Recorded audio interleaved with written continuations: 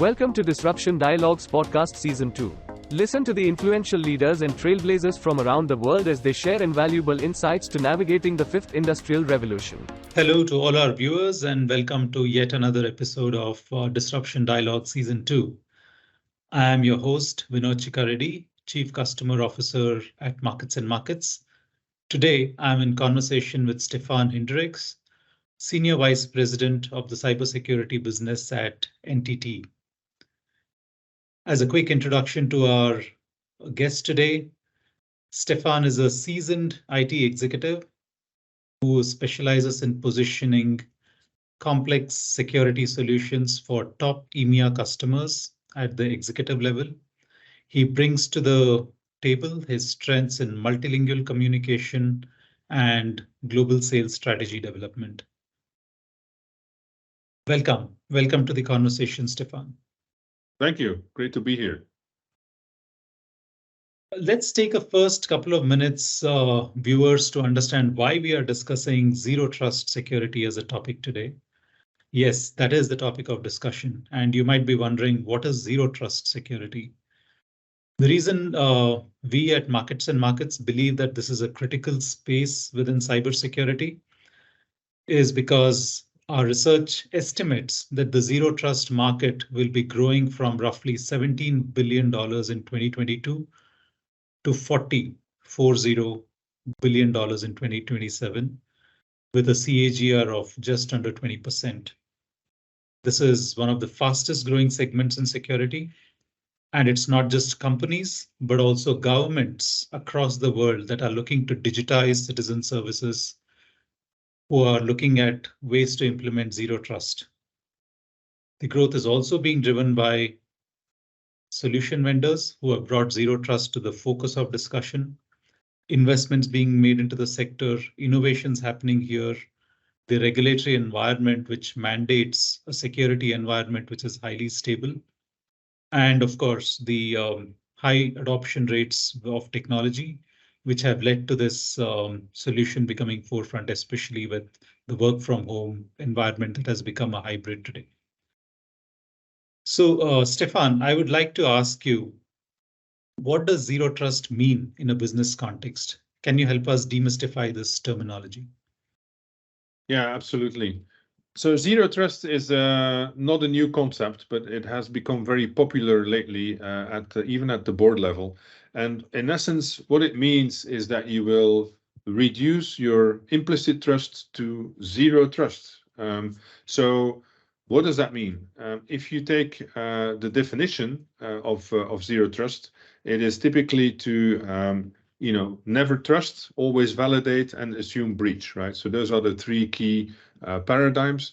So it's a philosophy more than, I would say, a technology solution. Of course, people in the industry will say we have a zero trust solution and that will solve all of your problems, but we know that's not true, right? So it's quite a complex thing to implement. Now, what does that mean? Moving from implicit trust to zero trust. If you look at an IT and application landscape, and you compare that to a castle and a moat, where your crown jewels sit in the castle and they are protected by the walls and by the moat and the bridge, that's the traditional security model, right? So the problem of that traditional model is if you get through the wall into the castle, there is no more additional security. So you can go straight into the guard tower and steal the crown jewels, right?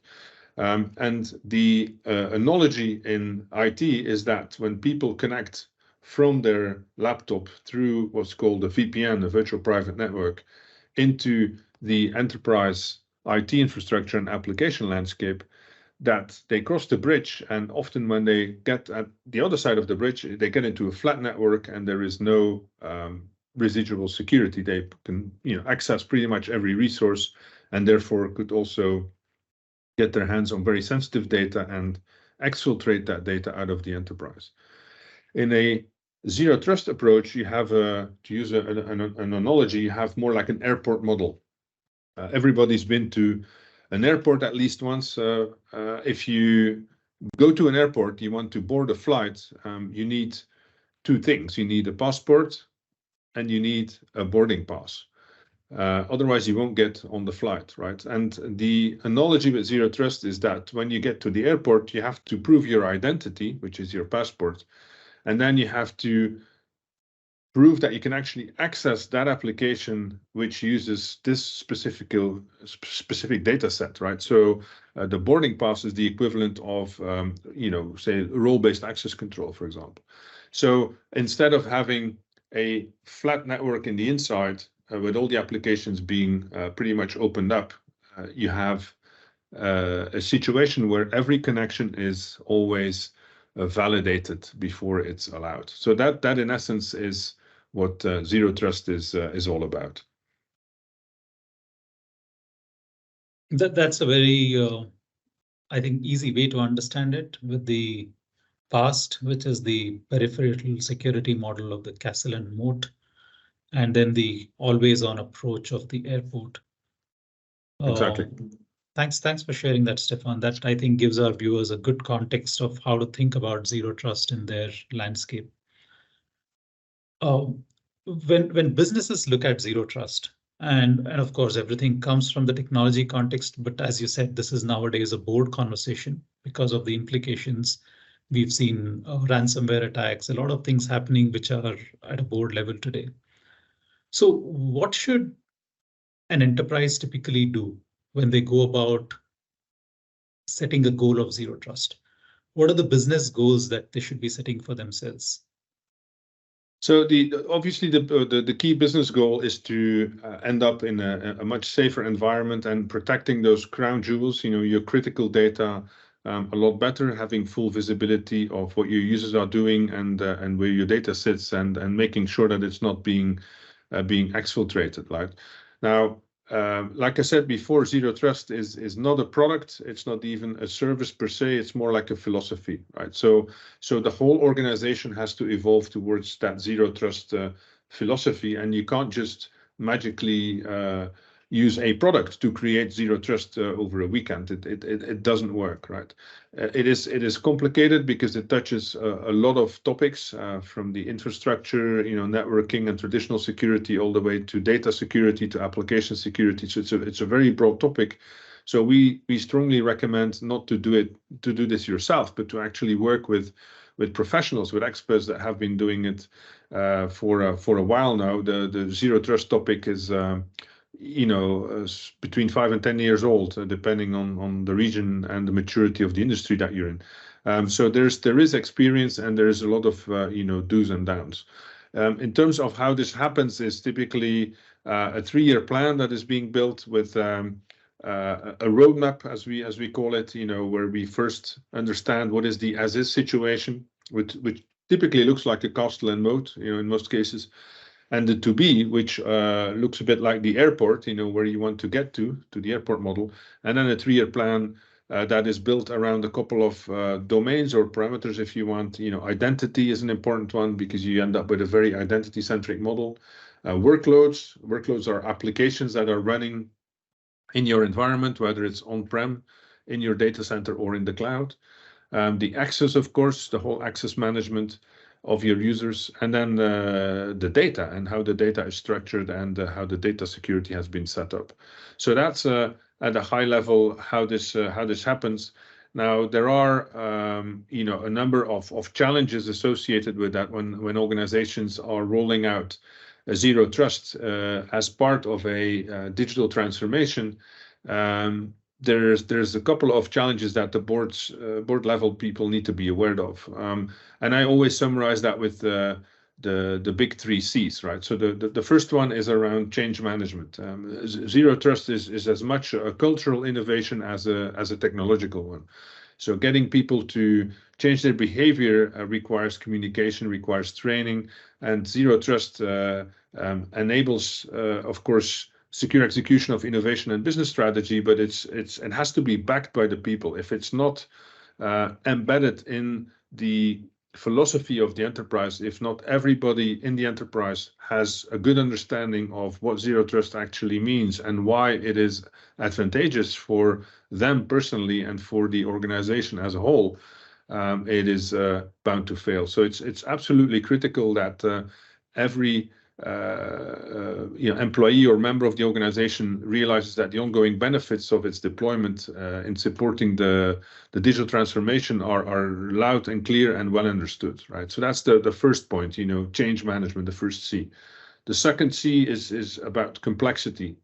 When you see the complexity that you have to deal with in today's infrastructure and application landscape, a mix of servers, proxies, databases, internal applications, SaaS applications, cloud-based and on-prem, some legacy applications still sitting there in the data center. So from an application perspective, there's a lot of complexity there. On top of that, there's the additional infrastructure complexity because you're looking at network segmentation, you're looking at cloud security and advanced multi-cloud security topics. So fighting that complexity is a second huge challenge for organizations, and that complexity needs to be understood by the board because you can't do this over a weekend, right? I mean, you need a substantial budget to get from implicit trust to zero trust. And that budget needs to be approved by the board members who then need to be given a deep understanding of the business rationale behind driving that zero trust project. And then the third one, I talked about budget. So the third C stands for cost, of course. Implementing a zero trust model requires significant time and human and financial resources. Careful planning is required to go through the network segmentation, go through all the access permissions, the data security, the application communication, etc. And that is not cheap. So it takes time. You need experts, and it will take a couple of years. People who say that you transform an organization into zero trust in a week are not telling the truth. It is quite complicated. And maybe just to avoid all confusion, zero trust is not the same as zero trust network access, right? Because often this is reduced to one little element of the whole zero trust puzzle called ZTNA, or zero trust network access. Zero trust network access is only the beginning. That's typically the first step towards zero trust. The second step is usually a deployment of something we call SSE, Security Services Edge. This is where you would put all your security controls into the cloud and no longer run them on-prem. And then the third step is, going towards SASE and zero trust. So it's a 3-year process typically, and it takes time. And the 3 C's, so change management, complexity, and cost, need to be well understood by the board before you actually engage in such a project. Vinod. Wonderful, Stefaan. I think as we speak to our clients, we are seeing that boardrooms are increasingly looking at rapid digital transformation as they seem to unlock valuation, margins, and scalability. So the whole 3C agenda that you talked about, where it's not just about technology, it's about change management, it's complexity, and also bringing in the cost element. I think it's a great toolkit for board members and senior technology and business leaders to think about as they go through the zero trust journey. Thank you for that. Just pondering on one of the topics which you covered, the complexity, and you mentioned applications are a significant source of complexity because there are literally thousands of applications in a typical large company. How do you, as a company, go about deciding which applications require zero trust approach the most? On one side, zero trust affects everybody, all the way from the board to the staff, contingent workers, the ecosystem partners, sometimes even the customers. And on the other side, you've got applications which span all these stakeholders. So how do you go about deciding the sequence of applications? Yeah, it's a great question, and it's not there's no trivial answer. The only correct answer is it all depends, right? So there's a lot of things you need to look at. For example, the criticality of the data assets, right? So the applications, they access data, and not all data is equal. Some data sets are extremely sensitive. Think of intellectual property, think of patent pending, etc. Some other data is less sensitive, right? So there's a data classification exercise that needs to be done there. Now, from experience, what I've seen in the field is that what I call forward-looking data classification and data leakage prevention, which is the security control that you put in place to avoid data from, leaving the building, if you want. That is, absolutely doable. Forward-looking means that every new document that is created needs to be labeled by a user explicitly from a data classification perspective, right? So that works. Classifying data of the past is a very difficult exercise because you have to go through very complicated algorithms to actually find out what document you're talking about and whether it's a confidential one or not, right? So the complexity of the data structures is definitely one big thing here. And the applications, of course, access those data structures. So the way the application behaves is the second parameter, and whether you have role-based access control, for example. And then the third point is, how do you access that application? Are you using multi-factor authentication, for example, meaning when I use a username and a password, that is single factor, right? If somebody looks over my shoulder and sees my password, he or she could log into the application the next hour. So you need a second thing to authenticate. Typically, your mobile phone is very popular now, where through a code you can actually make sure that is actually Stefaan Hinderyckx logging into that application. And based on the role-based access control, I will only be able to see that subset of the data that is actually visible for me and that I should be seeing, and nothing else, right? We also call that the need to know principle. I can only see what I need to know for my job, and everything else is basically something that I should not be seeing, and therefore will not be shown, right? So it's again the first of the three rules of zero trust philosophy: never trust and always verify, right? So verify that it's Stefan. Do not trust me until I have proven that I'm really Stefaan Hinderyckx with this profile, and that I therefore can see that data set, and then assume breach, which is the third principle. If during that process suddenly an alarm goes off that my session is being hijacked, for example, we should shut down all access immediately and not just check once every day, right? So you need continuous monitoring and detection and response, as we call it, to apply that zero trust across the enterprise in a coherent fashion. So I hope that kind of answers the question. It's a very complicated one, of course. Yes, it did, Stefan. It definitely gives some thoughts for technology leaders and CIOs as they're going about this journey as to how they should be looking at this from a business perspective while bringing in the technology that they already know best. If we move one step forward, let's say a client is already in the journey to zero trust, and NTT, of course, has helped multiple customers go through the zero trust journey and build zero trust into the DNA. What, in your experience, are the most common mistakes that enterprises make when they go through the zero trust journey?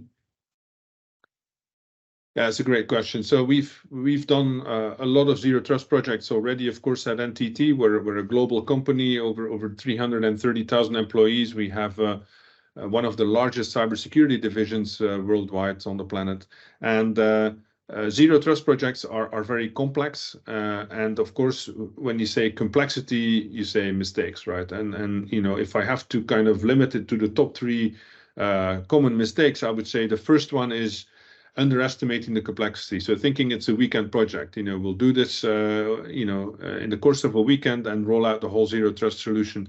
And on Monday morning, we'll all happily be in a zero trust situation. That is not going to work, right? You need a roadmap, you need detailed planning, you need to do what we call proof of value. So testing the technology with a small user community, making sure that it actually works, test it against your core applications, against your data sets, against a representative selection of user profiles in different roles, etc., and see that everything works fine before you do a global rollout of that zero trust project. So the first mistake is thinking it's a weekend project. Basically, I can assure you it's not. The second mistake that I often see is that a zero trust project is being run as a pure IT project, right? So only IT is involved and they take all the decisions themselves. That's a big mistake because from my perspective, a zero trust project should be driven from the board level down. So the board should be informed first and foremost about what is zero trust, why do we need to go to zero trust, what are the business benefits, get a budget, and it should be a substantial budget that is, covering that all that work and covers that complexity, and then hand it to IT and say, look, choose a vendor or vendors typically, and make a timeline, sorry, and drive it through as you would, drive through an IT project. But it's not an IT project to start with. It requires board involvement for sure. And then the third mistake I often see is that people reduce the whole thing to a vendor selection discussion, right? I mean, shall we go with vendor A, vendor B, vendor C? That is not the first question to ask. That is, like I said, something that will come once you've done some proof of concepts, you've tested the technology, and you know what works and what doesn't. And often things don't work. Older client-server applications, for example, can create a lot of difficulties if you start to roll out zero trust solutions. And there's some other quirks that you'll encounter, right? So reducing it to a vendor selection discussion is typically the third mistake. So in summary, thinking it's a weekend project, not running it as a business project, but thinking it's an IT project, and then reducing it to a vendor discussion. Those are the top three mistakes, I would say, that I'm seeing in the field. Okay, thank you. Thank you for that. And that should help companies bake a corrective mechanism into the zero trust journey that they create for themselves. Yep. One of the other topics you spoke about is cost in the 3 C's. When we as Markets and Markets go to our clients and look at what kind of pricing and cost models are they looking to deploy their IT systems in, then there's some who prefer a CapEx based model. There are some who prefer a subscription or an OpEx based model. And of late, we've also started hearing outcome based models. And on top of this, there's this other layer of whether things should be licensed by devices, by number of users, by number of incidents. So, and I also know there's this added complexity that zero trust is not just for companies, it's possibly even for governments, which are multi-agency bodies with a much more complex landscape that they cater to. What would you say are the recommended pricing models for this complex environment as they go ahead on the zero trust journey? It depends on where you are in your zero trust journey, right? So it typically should always start with a consulting engagement where we do everything that I discussed so far. So things like the 3-year roadmap, setting up the priorities, doing the data classification, etc. But once all of that is done, and that the scope of the project has been determined, it then comes to choosing a set of technology solutions that will actually put zero trust in place. You would typically see an SSE solution, so a security service edge technology being put in place. You would see an identity management solution being put in place. Typically, there's some work around network detection and response to avoid what we call lateral movement. So, to detect breaches in progress, because assumed breach is one of the 3 big things in zero trust, as I mentioned, right? And so those technology solutions all have different pricing models. Some go by number of users, some go by number of IP addresses. Some others would have a cap number of users, and then you pay a fixed price until you exceed the load in terms of events per second and all that. So there's no single answer. From a board perspective, what I would always recommend is to go through a what's called a ROSI calculation. ROSI stands for Return on Security Investment.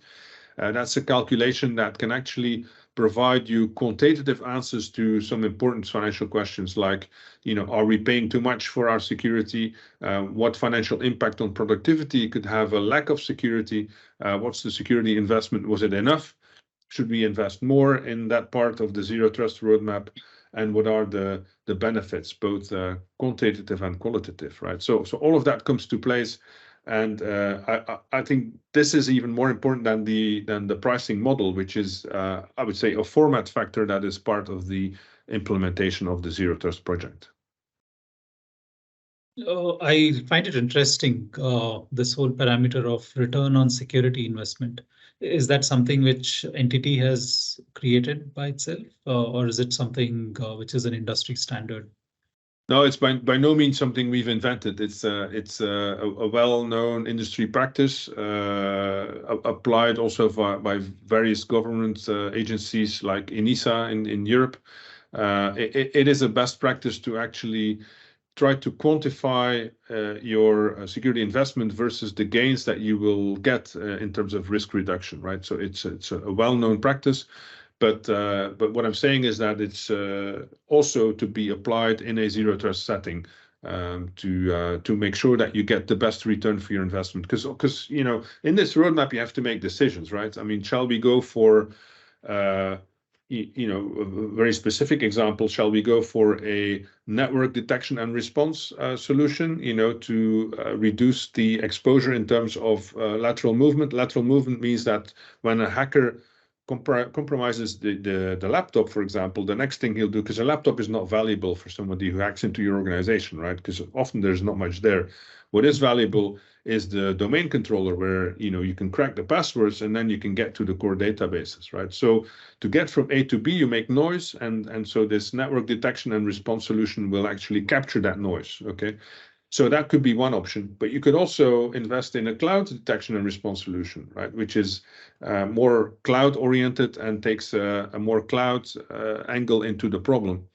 Both are valuable, but at that point in the roadmap, you have to make a decision. And then Rosie comes to help, right? Rosie will tell you, okay, if I go for the NDR, you know, those will be the benefits. You try to quantify them, and that's like, you know, X dollars or euros or pounds and of return, right? Much like you would evaluate a financial investment. It's very similar, but applied to security problems. I hope that makes sense. It does, absolutely. And now we've gone through the process of defining what that journey looks like. We've looked at who are all the stakeholders, technology and business, who need to be party to this decision. We've spoken about most common challenges and mistakes that happen. We've spoken about potential pricing models before the implementation is started and during the implementation. Now, rubber hits the road when the system has gone live.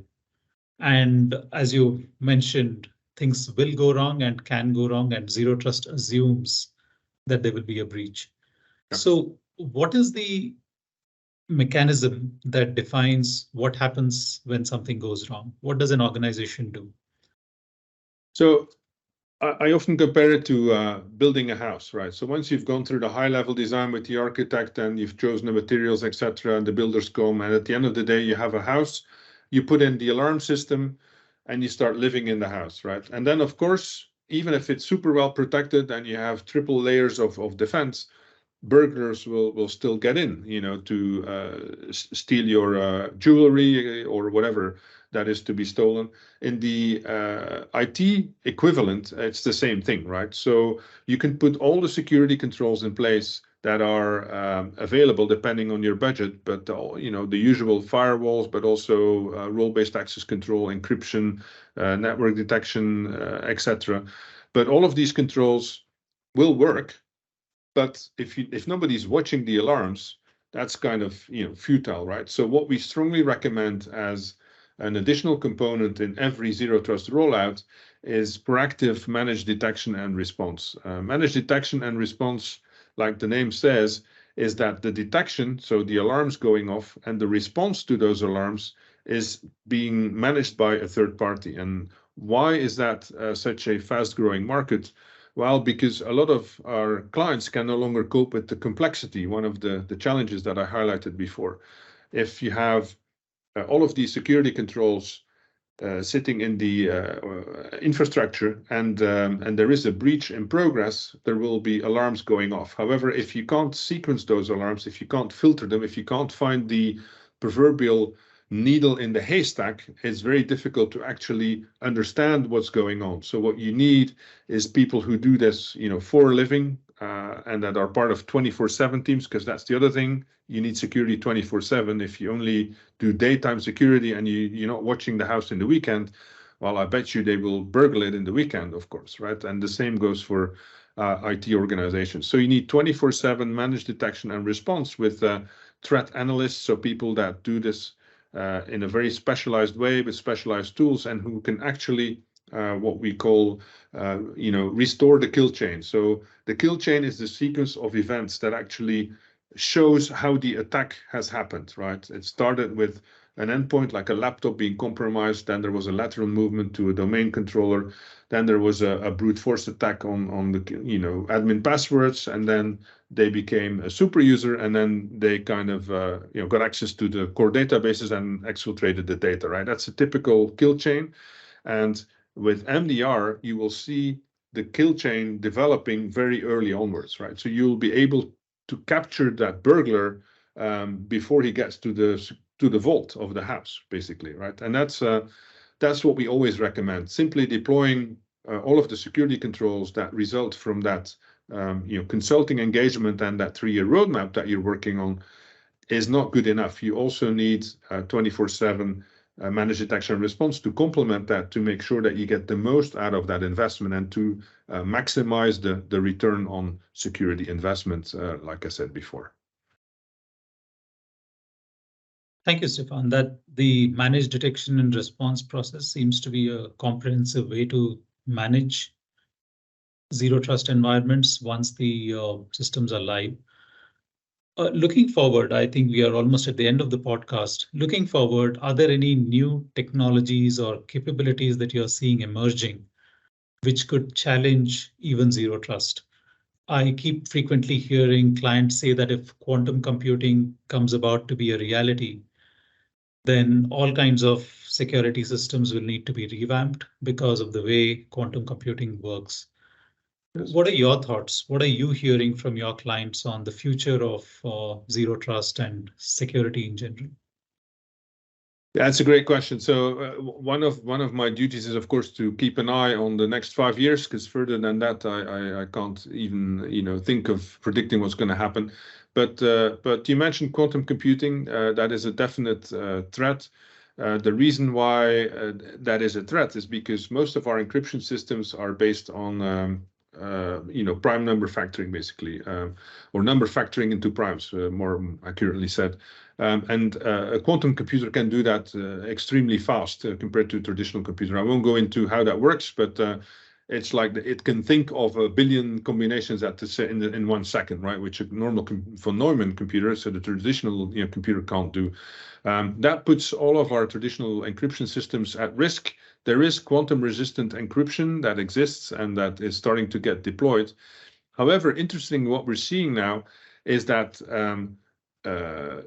some organizations are now stealing large amounts of encrypted data. And in the past we thought, this encrypted data, if it's stolen, we don't care because it's encrypted, right? So they can't read it. However, with the current key strength, if you extrapolate, and this is pure mathematics, right? In 15 to 20 years from now, all of the data that today we consider being non-decryptable will be decryptable with the arrival of quantum computing. If you hit something like 9,000 qubits, all that data becomes readable. So that's a genuine concern, and we recommend people to quickly move towards quantum-resistant enciphering algorithms, because that's what's giving you a lot more strength against those quantum-based attacks, right? So that's the first thing. The second danger, which I think is even more significant, is the arrival of machine learning, and specifically at the advanced versions. I mean, what we've seen with ChatGPT, the whole world woke up in November and was utterly amazed when they entered the first chat. So was I. I was blown away. And of course, the dark side has also discovered these what's called large language models, right? So the dark side is now starting to use Gen AI to attack our systems. And the danger sits in the fact that a well-trained, let's call it, large language model combined with a neural network can actually invent thousands of attacks every minute, new kinds of attacks that haven't been tried before, and unleash that on test environments and see if it works. Much like AlphaGo learned to play chess, right? It played against itself a million times, and that this development, by DeepMind, has actually become the strongest chess player in a matter of days. And the dark side is now building something similar to create automated attacks and to attack our enterprises, organizations, but also nation states. And this is quite a scary thought. So, cybersecurity has always been an arms race. We defend, and the dark side innovates and invests a lot of money to build weapons that go through our defenses, and then we invest in more defenses, and that's how it kept going. But the rate at which AI, and specifically machine learning and large language models, Gen AI as we call it, will accelerate the building of very advanced weaponry is quite scary, right? So I think there's a very interesting but also slightly dangerous future ahead of us, Vinod. Thank you for that, Stefaan. And I think while we 5 minutes back thought all the questions were answered, the last 5 minutes of this conversation have made sure that the future continues to remain a mystery. Thank you so much for these wonderful perspectives. I think our viewers would walk away with a great insight into what Zero Trust means, how to go about doing it, and also the unknown unknowns that we are talking about. Thank you again for your time. Thanks everyone for listening in. I was in conversation with Stefaan Hinderyckx, Senior Vice President of the Cybersecurity business at NTT. Thank you, Stefaan, once again. And to our viewers, stay tuned for more such interesting conversations on Disruption Dialogues. Thanks for tuning in. If you want to know how you can navigate and thrive in this disruptive era, subscribe to Disruption Dialogues on your go-to podcast channels and stay tuned for more interesting episodes.